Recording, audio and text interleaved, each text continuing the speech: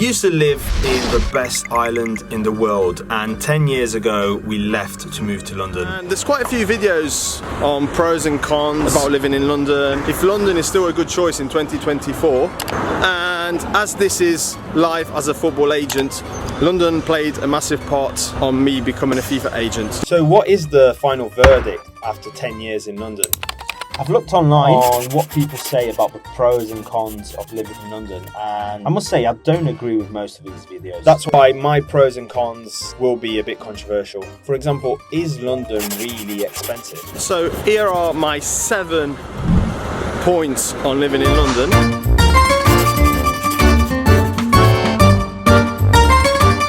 Don't get me wrong, I wasn't crying because I was unhappy or because I had to leave Sardinia. We chose to leave Sardinia. I was crying because in Sardinia, I had literally everything. It was 2014.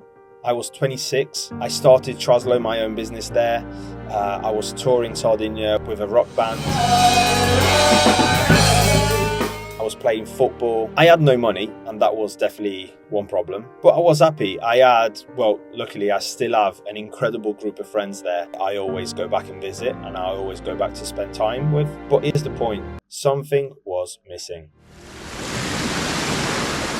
I felt like I couldn't express my full potential. Sardinia is an island, so yeah, I felt a bit trapped in the island, let's say. I felt like I could do more, and I felt like I really wanted to be challenged. So we decided to move to London. Me and Mary, my girlfriend, we just put a few things we had in my old car and we left. Like the old days, all by route, we moved to London. Spoiler, I love London. I was happy from day one. I'm still here because I really want to stay here. So here are my 7 facts on London. So point number 1, work. Pros and cons about working in London. Cons, it's very challenging. There's loads and loads of competition. For people coming from Europe or the rest of the world, sometimes they do get a job and they do get stuck in that job. If you're not careful, you're stuck there, you don't move. But pros, loads and loads of opportunity. Because of the coming and going, companies often need staff and need people. Salaries can be good. You need to know your market, you need to be skilled, you need to know what you're doing, but salaries can be good. But the number one thing for me is meritocracy,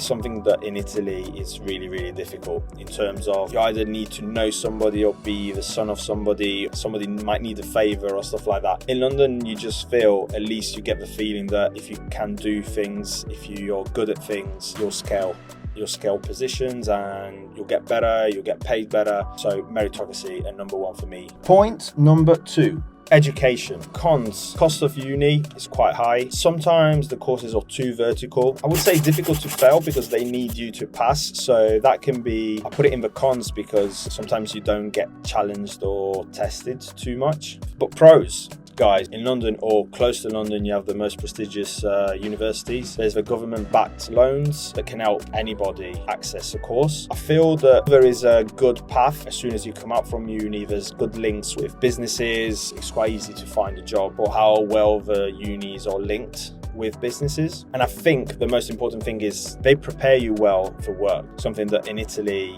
is not really like that. Point number 3, social life. The cons, guys. London can be very, very lonely. It can be difficult to make friends. People come and go, so when you do make friends, they might leave after a year, sometimes even sooner. I must say a big con for me is coming from Sardinia, relationships are not that deep here in London. Everything feels very light. In Sardinia, we really stick together. We really create a bond. We really are friends once we are friends. Here, I don't know, I don't get that feeling. Then there is the distances, so it's difficult to make time for everybody. But on the pros, networking, socializing, events, there's every type of event, concerts, party life as well. Loads and loads of opportunities to make friends and make connections. Point number 4, weather and food. Right, I'll be quite quick here because I absolutely don't agree with what most of the people and most of the videos say on these points. Cons, the weather changes quite often, sometimes more than once in a day.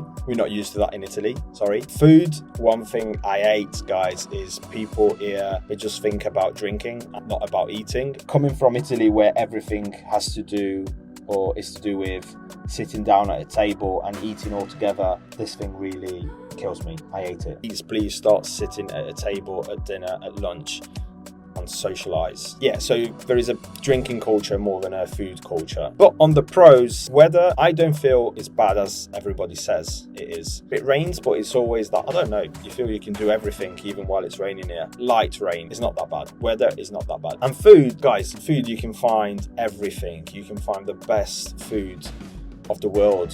The best chefs are here. Chefs from Italy, chefs from Japan, chefs from whichever country. I have friends in Sardinia that have never tried Greek cuisine or the French cuisine, or just because there's not that availability and there's not that variety, there's just not that much choice, where here you have the best of everything. It's funny because I probably had the best pizzas here in London than in some parts of Italy. Food for me is a big plus. Of course, there's no English food culture. Sunday rolls are amazing, by the way, and sometimes fish and chips, but that's about it. So when it comes to food, it's not about the local food, but it's about the variety of foods from all around the world that you can find here in London. Point number 5. Transports, guys, I'll be very fast. On the cons, yes, public transport can be expensive in London. It does take you an hour to get anywhere, even if you go in very close. Every time you go out in London, it takes you an hour. But for me, mainly it's only positives, because you don't need a car if you don't want to have a car. You can get anywhere with public transport. The tube is great. You get across the city,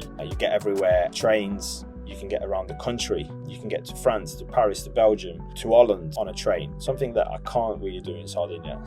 Somebody might laugh, but for me, it's a big point. We have 4 or 5 airports in London. I mean, it's so easy to get anywhere in the world. So transport, it's a big plus for me.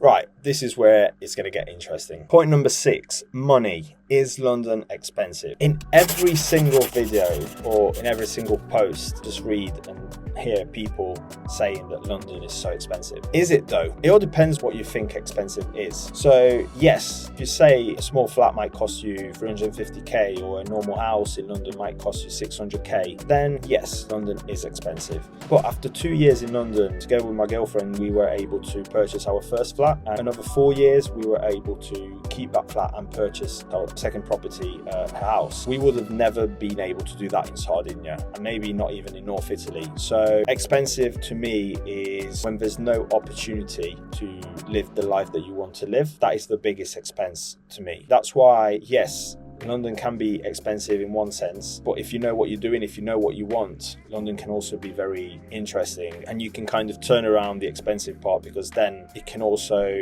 be very profitable, and those expenses can be turned into investments. Of course, it's always personal. This is why I did mention it's a personal video. It's my personal point. But the lifestyle that a young guy can live in London, I often don't see people around the world can live that sort of lifestyle. Yes, everything is pricey. I mean, nursery is one of the worst, guys. We pay so much, and I'm gonna do a video detailing what we spend in a month, so everything that we spend, and you'll see some crazy figures in there. But as I said, guys, London allowed us to live the life that we want. For me, that is a completely opposite word of expensive. Point number 7, quality of life. Now, this is the difficult part, because quality of life is so important. Life in London can be very stressful, very fast. Sometimes you get stuck into the same routine day after day. With a family, now that we have Romeo into our lives, you really need to make time, and you really need to book the weekend slots and go out, go to maybe sometimes quieter areas. But having said that, on the pros, you feel like you can be whatever you want. Everything has a price. So sometimes in a period of your life, you might dedicate more time at work, and that means you taking time from friends and family. But just knowing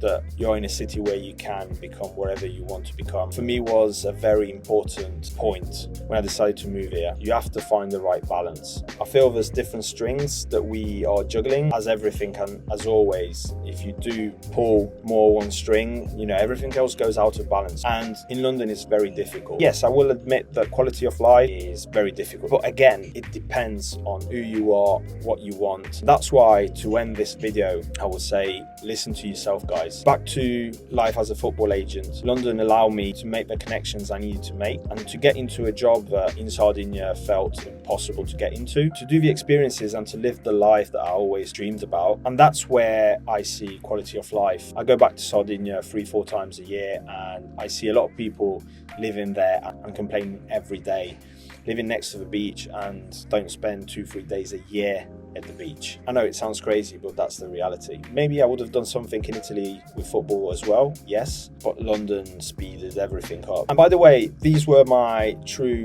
10 years in London. Things might change in future. I might move again, but the message that I really wanted to get across is I'm going on this journey documenting my life as a football agent and trying to get them as true as possible. But the message in this video is definitely to stop listening to the noise out there. People used to say to me 10 years ago, oh, don't move to London. 30 years ago was good, 20 years ago was good, now it's not good anymore. And now they're saying the same things. Try to listen to yourself, guys, and to what makes you happy, what makes you live the life that you want to live.